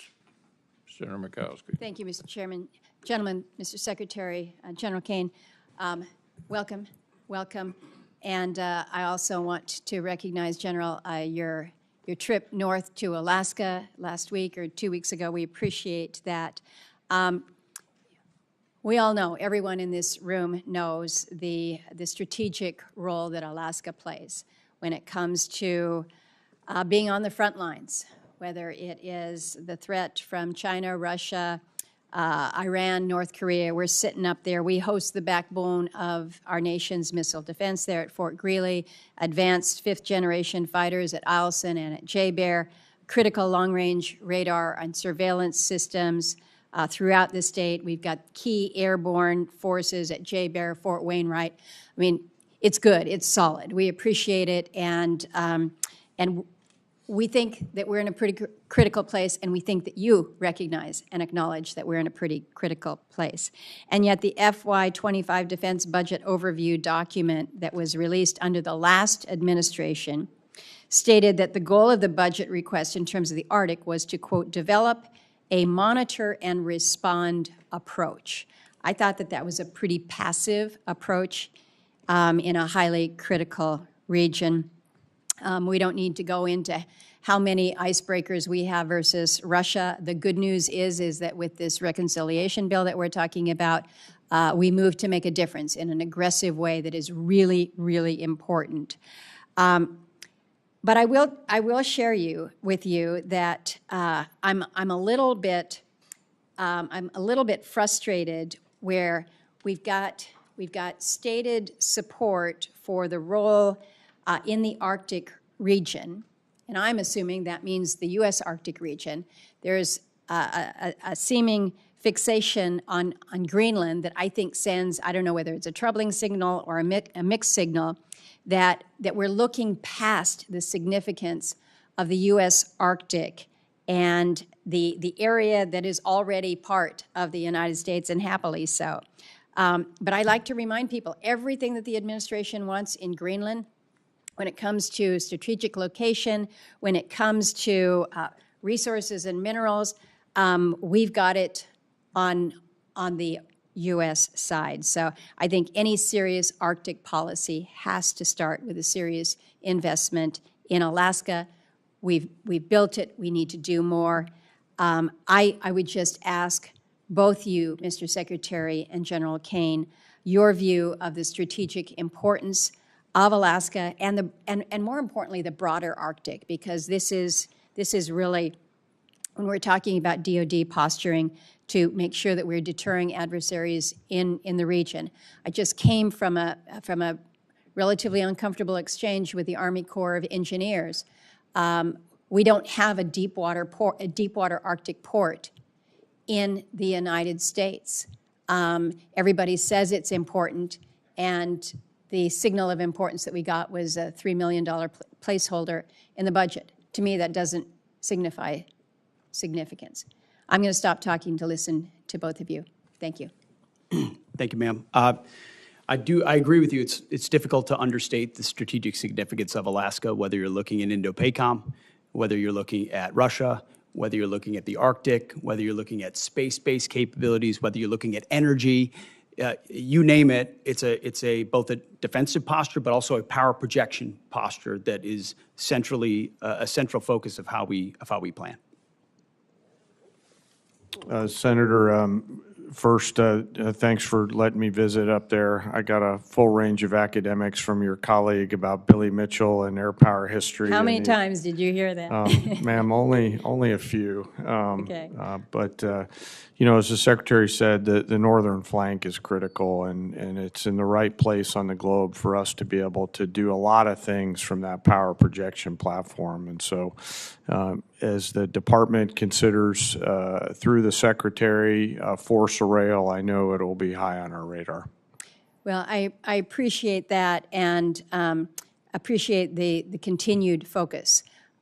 There's a lot of focus on the Indo-PACOM, should be, but just remember, we sit right on top of it. We're connected, we're part of that. Yes, ma'am. I'm running out of time. I have been concerned. We have E3 capability up north, of course, but we were all counting on the E7 wedge tail coming our way. We're kind of limping along up north right now, which is unfortunate. And the budget proposes terminating the program. Again, the E3 fleet barely operational now, and I understand the intent to shift towards the space-based, you call it the air-moving target indicators. But my concern is that you've got a situation where you're not going to be able to use more duct tape to hold things together until you put this system in place. And so how we maintain that level of operational readiness and coverage, I'm not sure how you make it. General Kaine? Well, ma'am, thank you for the question. You know, the E3 and the E3 community have been really important to us for a long, long time. And I'll defer to the comptroller, but you know, the department has a bridging strategy through investing in some additional airborne platforms in order to gap fill while the space-based capabilities come online. Yes, sir. Thank you. Ma'am, we do have in the budget $150 million in FY26 for a joint expeditionary E2D unit with 5 dedicated E2Ds. And the budget also funds 4 additional E2Ds to fill the near-term gap at $1.4 billion. And can you tell me how that will that have implications for what we're seeing up north in Alaska? I would defer to the Secretary and the Chairman on that question, ma'am. The answer is yes. I would file this entire discussion under difficult choices that we have to make. But, you know, the E7 in particular was sort of late, more expensive and gold-plated. And so filling the gap and then shifting to space-based ISR is a portion of how we think we can do it best, considering all the challenges. Well, I appreciate the indulgence of the chair. My time is well over.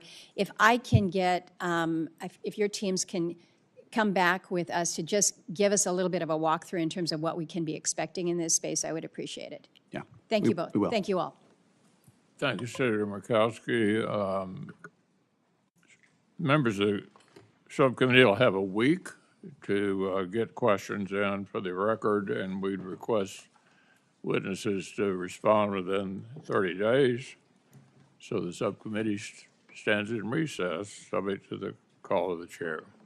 Thank you, Mr. Secretary.